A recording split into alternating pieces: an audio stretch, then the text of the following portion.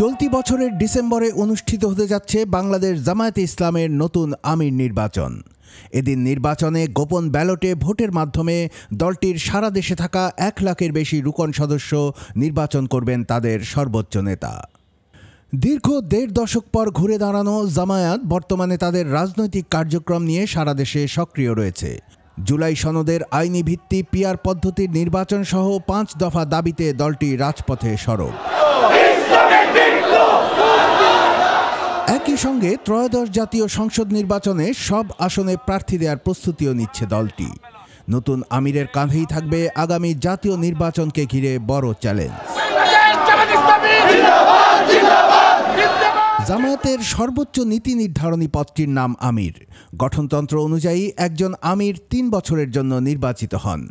তিনি পরবর্তীতে কেন্দ্রীয় মজলিসে শুরার সদস্যদের পরামর্শক্রমে নায়েবে আমির, সেক্রেটারি জেনারেল, সহকারী সেক্রেটারি জেনারেল সহ দায়িত্বশীল পদগুলোতে নেতাদের দায়িত্ব বন্টন করে থাকেন। বর্তমানে দ্বিতীয় দফায় জামায়াতের আমির হিসেবে দায়িত্ব পালন করছেন ডক্টর শফিকুর রহমান। তার মেয়াদ শেষ হবে চলতি বছরের ডিসেম্বরে। ডক্টর শফিকুর রহমান প্রথমবার জামায়াতের আমির নির্বাচিত হন 2019 সালে এবং পুনর্নির্বাচিত হন 2022 সালে। যদিও গঠনতন্ত্রে 3 বছরের মেয়াদ নির্ধারিত, তবে একজন ব্যক্তি কতবার এই পদে আসীন হতে পারবেন সে বিষয়ে স্পষ্ট কোনো সীমাবদ্ধতা নেই।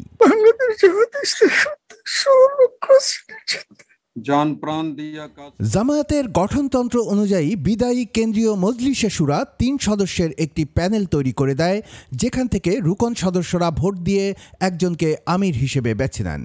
তবে প্যানেলের বাইরের কাউকেও ভোট দেওয়ার সুযোগ থাকে। দলীয় সূত্র জানায় সম্ভাব্য 2টি প্যানেল নিয়ে আলোচনা রয়েছে। একটি প্যানেলে রয়েছেন বর্তমান আমির ডক্টর শফিকুর রহমান, নায়েবে আমির মুজিবুর রহমান ও সাবেক ভারপ্রাপ্ত সেক্রেটারি এটিএম আজহারুল ইসলাম।